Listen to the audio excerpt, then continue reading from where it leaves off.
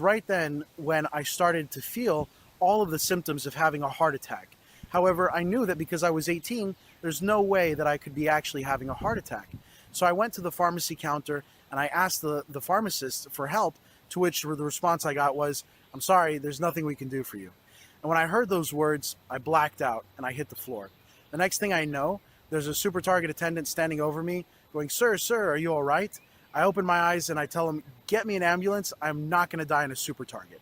I didn't know it at the time, but my body did. And my body knew what it was going through, and it knew that it was shutting down. And that time I was rushed to the emergency room, and I'm sitting in the emergency room not knowing what's going on, and I'm calling for my parents, and I hear the doctor saying over and over again, "Check his blood levels again. He's 18 years old. There's no way this kid's having a heart attack. Check it again, check it again." And long story short, this virus caused the symptoms of a heart attack. Unfortunately, not just one heart attack, but about 10 times over what a normal heart attack is. And by 2 in the morning, I found myself sitting in a hospital room with the doctor on the phone with my father, telling him that he doesn't think that I'm going to make it through the night. Now, clearly I'm sitting here in front of you and telling this story, so I did make it through the night. The next morning, my mother was flown from Houston to Lubbock, Texas, where Texas Tech University is located, and she was there with me bedside. And it was on the third day, 2 days later, that I start to feel I'm having a second episode of this virus-induced heart attack. How did I know it was coming on again? Well, I had it the first time, and therefore I remembered all the symptoms, and I was able to call it out. So I pushed the nurse's button, and the nurse comes into the room with the doctor, and they ask me, "Well, what's going on?" And I tell them I'm about to have another heart attack. I don't know what you can do for me. And so they start looking at my vitals. They start looking at what I've been given and what I can be given. And at a single moment, my mother is sitting there holding my hand, and all of a sudden I feel my entire body shutting down. It feels like someone held the power button on a computer, and it was so long that the computer was forced to be shut down. And in that one moment when I felt that happen, I had a knee-jerk reaction. I had an automatic reaction. And my reaction was to say, "I hereby forgive anyone who ever did anything wrong to me, and I ask for forgiveness for anyone I ever did anything wrong to." Now, up to this point in my life, I have to say, I wasn't necessarily believing that God is a reality, or that I have a relationship with God. Or I also didn't believe that the Torah was a reality, or that the things in the Torah were necessarily true. I had been taught that the Torah was like a guidebook for life, a nice instruction booklet, but not necessarily was everything in the Torah real. And that was my experience up until that point in time, until I said these words. When I said, "I hereby forgive anyone who ever did anything wrong to me," and then I asked for forgiveness for anyone I ever did anything wrong to, at that exact moment, when I said those words, I heard from above me call out a voice that said, "You're forgiven." And in that one moment, I found myself standing opposite my body, looking at myself on the table, looking at the doctor and the nurse move around me, seeing my mother holding my hand next to me, the clock ticking on the wall, people in the hallway walking past, and I go over to my mother and I tell her I love you and goodbye. Then in my mind's eye, I go to my father and to my sisters who were still in Houston at the time, and I go to them and I tell them I love you and goodbye. And at that time, immediately I'm back in the hospital, I look up and I see this big white swirling fire above me, and it's pulling me upwards, and it pulls me through the hospital ceiling, and I look down and I see myself go through one ceiling and another ceiling and another ceiling. And all of a sudden, I see the top of the hospital getting smaller. I see the town of Lubbock getting smaller. I see Texas, the United States, and the earth getting smaller. I look around me, and in every direction, there's nothing but stars, planets, galaxies, the most beautiful scene that no telescope picture could do justice to. Being in a spot, looking at the universe, I said to myself and to this elevator of light, I said, "Stop right here. I want to stay right here." And the elevator of light said, "Nope, we're going to continue going up." And the elevator of light kept pulling me up and up and up until we passed all the stars and all of the galaxies in the entire universe. And we came to a place where there was nothing but abounding darkness. In every direction, you couldn't see anything, and everything was cold and dark. And it was, in a very real sense, it was scary. And I told the elevator, "I don't want to stay here. Get me out of here." And the elevator said, great, because we're going to continue going up and up and up until the elevator came to a place that was pure light. Light in every direction. There was no single source of light. It was warm, it was nice, and I wanted to stay there. And I told the elevator, drop me off here. And the elevator said, nope, we're going up one more level. And the elevator kept going up and up and up until I came to a place where light and dark are the exact same thing, and there's no difference between the two of them. Now, many people have asked me, what does that look like, light and dark being the exact same thing? And the only way I can describe it physically is to say, imagine that you're in a pitch black room and you can't see your hands in front of your face.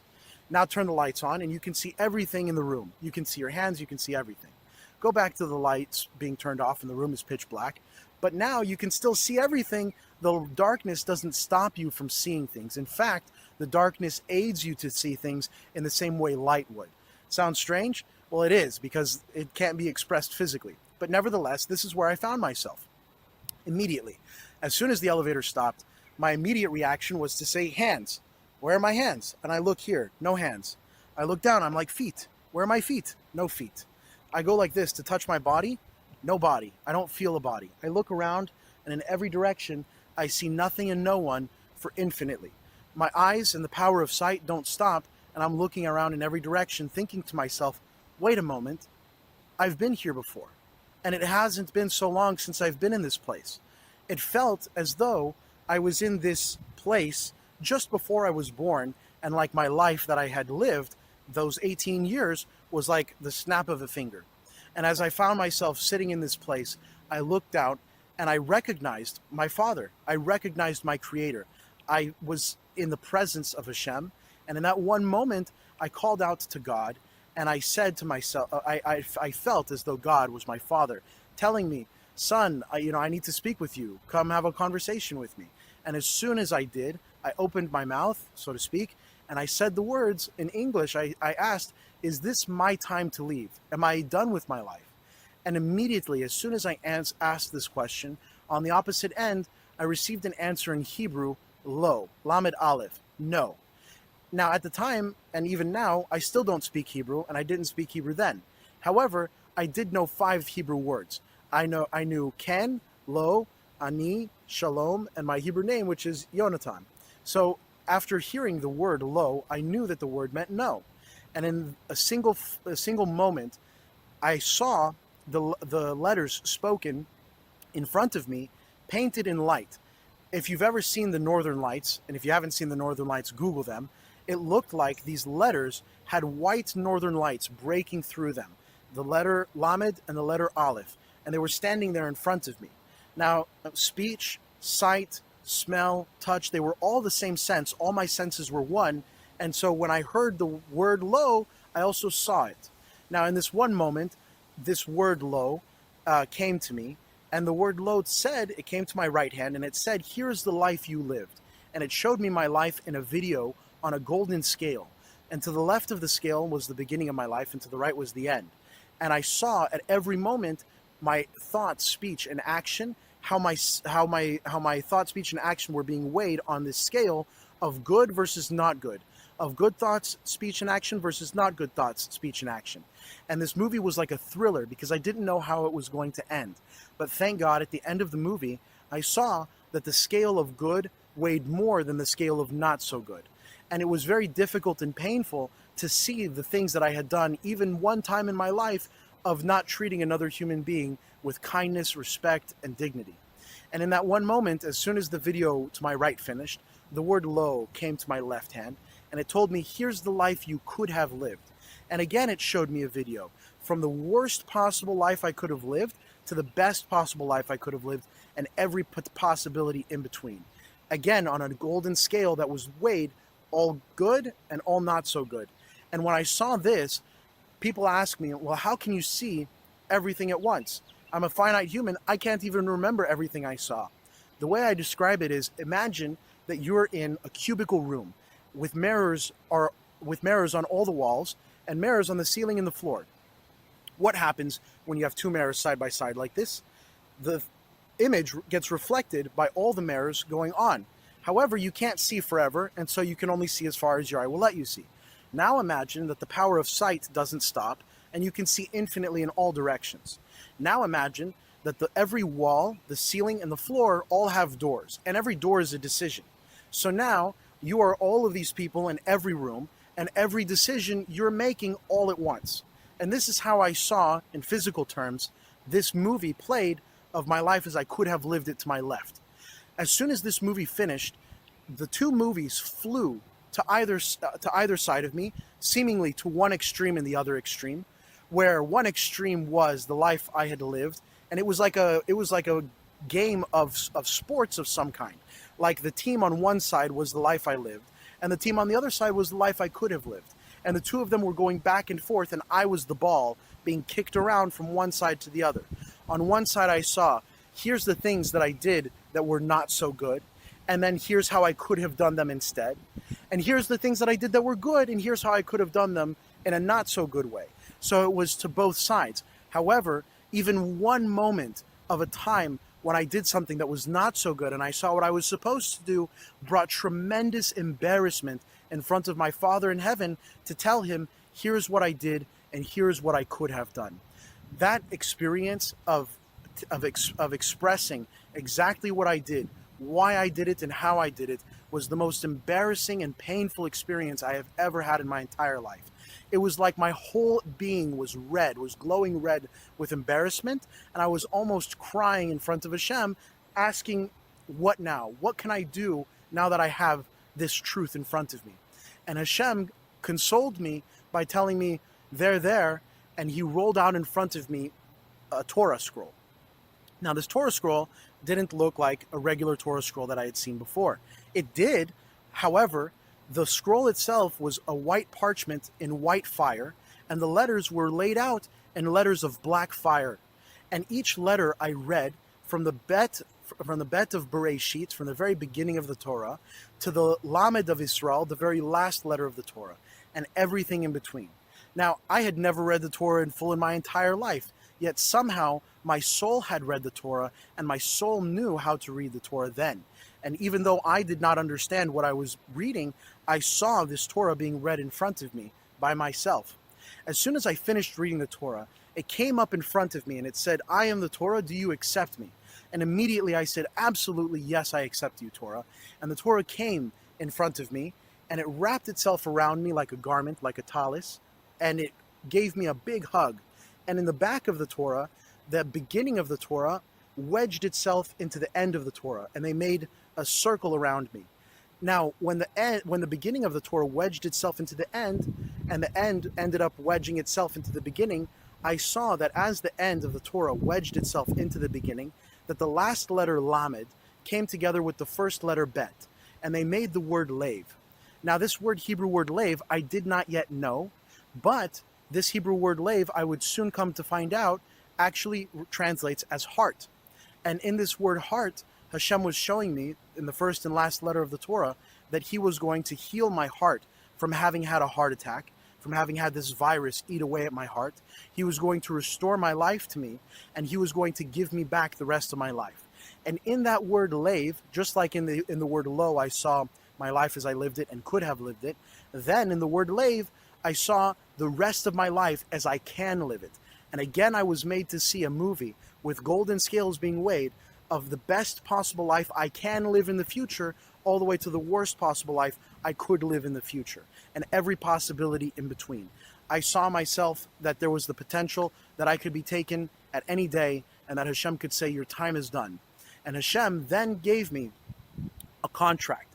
As soon as all of this experience had come to a close, as soon as I had finished seeing it, and I accepted all the things that were laid out in front of me, and as soon as I finished watching the movie of the rest of my life as it can be, I asked, now what?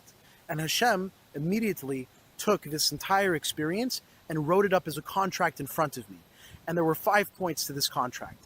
The 5-point contract said, it started out, you, me, are going back to your life. You're being given another chance to live another day. And here's the 5 points I'm asking of you. Point number 1, you have to study Torah. You have to learn my Torah. Hashem told me, God told me, I wrote myself into the Torah, and I want you to know me through it. Point number 2, you have to do my mitzvahs. my commandments that I command you in my Torah, in my Bible. Whether you understand them or not, I am asking of you to join and to partner with me in a relationship, in a marriage, through my commandments, and I will wed you through my commandments. Point number 3, I'm not allowed, Hashem tells me, God tells me, I am not allowed to keep Torah and mitzvahs to myself. That the Torah that I learn and the commandments that I do should actually be for other people, meaning I have to teach another person Torah. I have to help another person perform a mitzvah, even if that means foregoing my own Torah learning, even if that means foregoing my own mitzvah, because of the love of another person. Point number 4, I'm not allowed to keep this story to myself. Yes, God told me, even at this time when I didn't understand anything, He told me, eventually you will come to understand this experience, and I am charging you to share this experience with other people. It sounds a little crazy, but when you go and look at other people's near-death experiences, almost each and every one is told this same point, this point number 4, that they have to share what they saw.